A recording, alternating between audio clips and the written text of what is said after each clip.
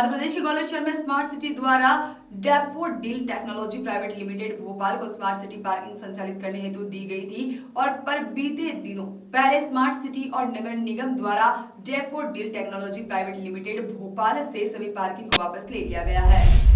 Daffodil technology private limited Bhopal का कहना है कि बिना नोटिस दिए या बिना जानकारी दिए स्मार्ट सिटी के द्वारा पार्किंग वापस लेने का नियम बहुत ही गलत है। सबसे खास बात यह है कि एक तरफ शिवराज सरकार युवाओं को रोजगार देने की बात करती है, तो वहीं दूसरी ओर देखने वाली बात यह है कि दीपावली के पर्व के नज़दीक स्मार्ट सिटी द्वारा daffodil technology private limited Bhopal द्वारा पार्किंग को निरस्त कर दिया गया है, जिससे लगभग 50 युवाओं के सामने रोजी रोटी का संकट सामने खड़ा हो गया है। कर्मचारियों का आरोप है कि स्मार्ट सिटी के द्वारा तानाशाही रवैया बहुत ही गलत है।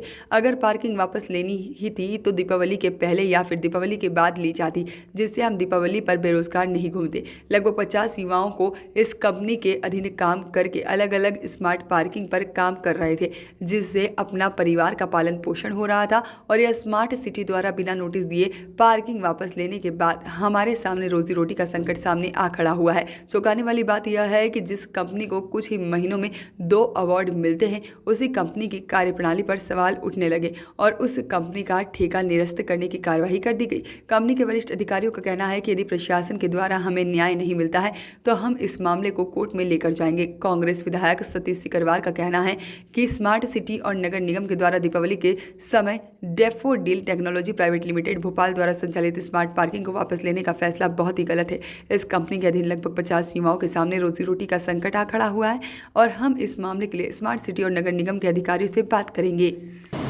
सर, आपकी विधानसभा में स्मार्ट सिटी की जो पार्किंग संचालित हो रही थी, डैफोडिल कंपनी ने ले रखी थी, वो लगभग स्मार्ट सिटी ने ले ली है वापस, क्या कारण है और उस पर क्या कहना चाहिए? इस संबंध में भी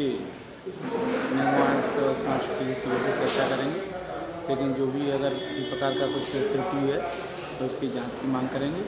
और स्मार्ट सिटी के द्वारा जो पार्किंग का निर्माण किया गया है और उनको पार्किंगों को चालू रहना चाहिए, जिससे आम जनता को सुविधा मिले। और लोग गाड़ी जब अपनी पार्किंग में करेंगे तो रोड पे यातायात का दबाव कम होगा और रोड पे पार्किंग नहीं होने से लोगों को आने जाने में सुविधा होगी। लगभग वो कंपनी सर 50 कर्मचारियों को अपने साथ रखी थी और एकदम से वो कंपनी ने बंद कर दी, जिससे 50 कर्मचारियों का अगर किसी कर्मचारी का कोई अहित हो रहा है तो उस संबंध में कर्मचारियों के लिए बात करेंगे अधिकारियों से। इस प्रकार कर्मचारियों को दीपावली के त्यौहार के अवसर पर लोगों को रोज़गार की ज़रूरत है और दूसरी तरफ अगर किसी का रोज़गार छीना जा रहा है तो उस संबंध में चर्चा करके जो स्थिति होगी उसको सही किया जाए। कर्मचारियों का आरोप है कि स्मार्ट सिटी तानाशाही का रवैया अपना रही है, जिसके कारण उन्होंने पार्किंग अपने ऊपर ले ली है वापस। हाँ, निश्चित रूप से ऐसा हो सकता है, लेकिन अभी पूरे प्रकरण को संज्ञान में नहीं है। जब पूरे प्रकरण को दिखवाएंगे, जो भी स्थिति होगी उसके। वॉइस ऑफ राइट्स के लिए ग्वालियर से सागर शर्मा की रिपोर्ट।